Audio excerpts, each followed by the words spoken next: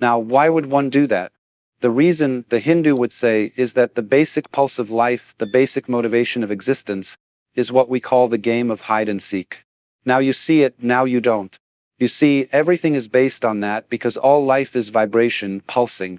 Light is a pulsation of light darkness. Sound is a pulsation of sound silence. Everything is going da da da da at various speeds. It's like the motion of a wave. Now, a wave consists of two pulses, the crest and the trough. You can't have crests without troughs, and you can't have troughs without crests. They always go together. You can't have hide without seek. You can't have seek without hide. Just for example, you can't have here without there. Because if you didn't know where there was, you wouldn't know where here was. You can't have is without isn't. Because you don't know what you mean by is, unless you also know what you mean by isn't, and vice versa. So, in that way, they think that hide and seek is the fundamental game.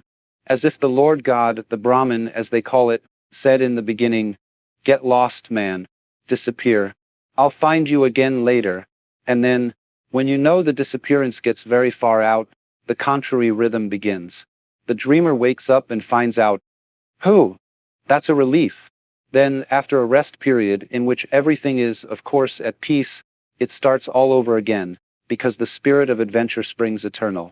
The Hindus had extremely vast ideas of space and time for their period in history.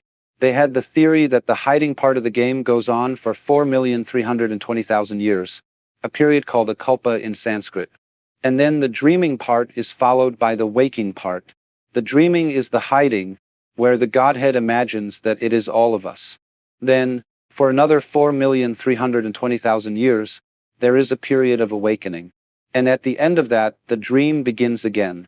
The dreaming period is further subdivided into 4 stages.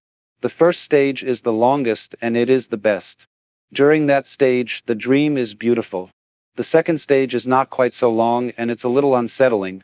There is an element of instability in it, a certain touch of insecurity. In the third stage, which is, again, not so long, the forces of light and the forces of darkness, of good and of evil, are equally balanced, and things are beginning to look rather dangerous. In the fourth stage, which is the shortest of them all, the negative, dark, or evil side triumphs, and the whole thing blows up in the end. But then, that is like the bang in a dream, when you get shot in a dream and you wake up and see it was, after all, just a dream. So then, there is a waking period before the whole thing starts again. And so, the Hindus feel that behind the scene, that is to say, in reality, under the surface, you are all the actor. But behind the scenes, in the green room, you might say, in the very back of your mind, in the very depths of your soul, you always have a very tiny, sneaking suspicion that you might not be the you that you think you are. The dreaming period is further subdivided into 4 stages.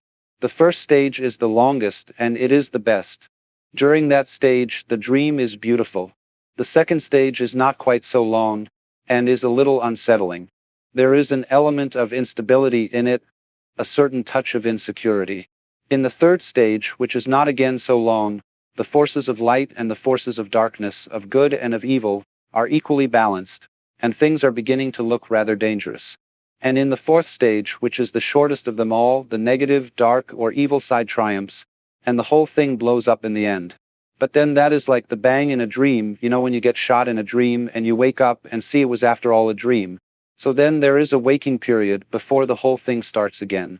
Shall you notice, if you compute, I haven't gone to the mathematics of it, but if you do, you will find out that in this drama the forces of the dark side are operative for 1/3 of the time, the forces of the light side for 2/3 of the time.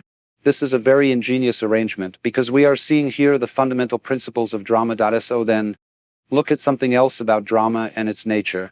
In drama, there has to be a villain, unless, of course, you're acting in some kind of a non-play that doesn't have any story. But all fundamental stories start out with the status quo. Everybody is just sort of going along, and then something has to come in to upset everything. The interest of the play lies in the question, how are we going to solve it? It's the same when you play cards. Suppose you're playing solitaire. You start by shuffling the deck and then introduce the chaos. The game is to play order against chaos. So, in drama, somebody has to be a villain and play a dark side so the hero has something to play against. If you go to the theater for a good cry, then you let the villain win and you call it a tragedy. If you go for a thrill, you let the hero win. If you go for laughs, you call it a comedy.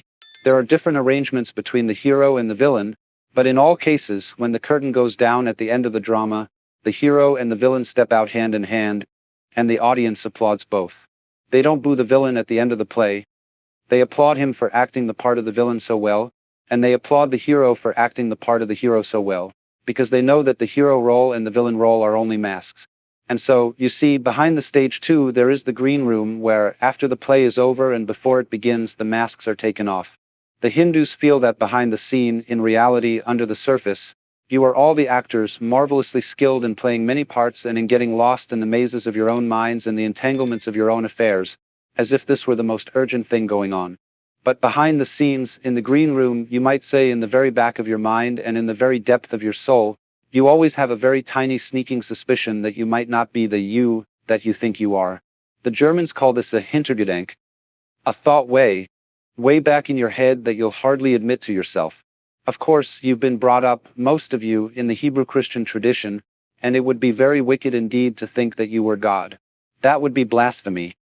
Don't you ever dare think such an idea, which, of course, is all as it should be, because the show must go on until the time comes for it to stop. Now, you will see that this involves two quite different ways of dealing with the two fundamental questions. 1. What is man? That is, who are you? In the Hebrew Christian answer, we more or less say, well, I'm me. I am Alan Watts, I'm John Doe, I'm Mary Smith, and I firmly believe I am, because I really oughtn't to think anything else, ought I? And this me is a finite ego or a finite mind, whatever that is. On the other hand, the Hindu will say that the real self, which he calls Atman, is what there is. It's the works. It's the which than which there is no whicher, the root and ground of the universe and of reality. The next problem, where they differ so sharply, is, why have things gone wrong? Why is there evil? Why is there pain? Why is there tragedy? In the Christian tradition, you have to attribute evil to something besides God. God is defined as good, and he originally created the scheme of things without any evil in it. But there was a mysterious accident in which one of the angels, called Lucifer, did not do what he was told, and there was the fall of man. Man disobeyed. He went against the law of God, and from that point on, evil was introduced into the scheme of things, and things began to go wrong, that is to say, against the will of the perfectly good Creator. The Hindu thinks in a different way. He feels that the Creator or the actor is the author of both good and evil. For the reasons I explained to you, you have to have the evil for there to be a story. In any case, it's not as if the Creator had made evil and made someone else its victim. It isn't like saying, God creates the evil as well as the good, and poor little us are his puppets, and he inflicts evil upon us. The Hindu says, nobody experiences pain except the Godhead. You are not some separate little puppet who is being kicked around by omnipotence. You are omnipotence in disguise. So there is no victim of this, no helpless, defenseless, poor little thing. Even the baby with syphilis is the dreaming Godhead. Now, this makes people brought up in the West extremely uneasy because it seems to undercut the foundations of moral behavior. They say, if good and evil are created by God, isn't this a universe in which anything goes? And if I am God in disguise, surely if I realize that I can get away with murder. But think it through. Didn't I point out that in the game, as the Hindus analyze it, the evil part has 1/3 of the time and the good part has 2/3? What sort of a game do you want? Anyway, you will find out, you see, that all good games worth playing, that arouse our interest, are constructed like this. If you have the good and the evil equally balanced, the game is boring. Nothing happens. It is a stalemate. The irresistible force meets the immovable object. On the other hand, if it's all good, and there's hardly any evil, maybe just a tiny little bit of a fly in the ointment, it also gets boring. Just in the same way, for example, suppose you knew the future and could control it perfectly. What would you do? You would say, let's shuffle the deck and have another deal. Because, for example, when great chess players sit down to a match, and it suddenly becomes apparent to both of them that white is going to mate in 16 moves and nothing can be done about it, they abandon the game and begin another. They don't want to know. There wouldn't be any hide in the game, any element of surprise, if they did know the outcome. Again, with good and evil equally balanced, it is not a good game. A game with positive or good forces clearly triumphant is not an interesting game. What we want is a game where it always seems that the good side is about to lose, in really serious danger of losing, but always manages to sneak out. You know how it is in serial stories where the hero is at the end of the installment in some absolutely impossible position. It seems he's going to be run over by a train, tied with his girlfriend to the rails, and somehow in the next installment the author is going to get him out of his difficulty. Only he mustn't do it too obviously, or you wouldn't keep reading the installments. So what is necessary is a system in which the good side is always winning but never the winner, where the evil side is always losing but never the loser. That is a very practical arrangement for a successful, ongoing game that will keep everybody interested. And you must watch this in practical politics. Every in-group or group of nice people needs an out-group of nasty people. Otherwise, they wouldn't know who they were. And you must recognize, then, that the out-group is your necessary enemy, whom you need. He keeps you on your toes. But you mustn't obliterate him. If you do, you are in a very dangerous state of affairs. So you have to love your enemies in this sense, regard them as highly necessary, and respect them chivalrously. We need the communists, and they need us. The thing is to cool it and play what I call a contained conflict. When conflicts get out of hand, all sides blow up. Of course, I suppose there is another deal, maybe a million years later. Now, let me see if I can, for a moment, put these two visions of the world together. It seems that if you believe in the Christian, Hebrew, Islamic view, you can't admit the Hindu view.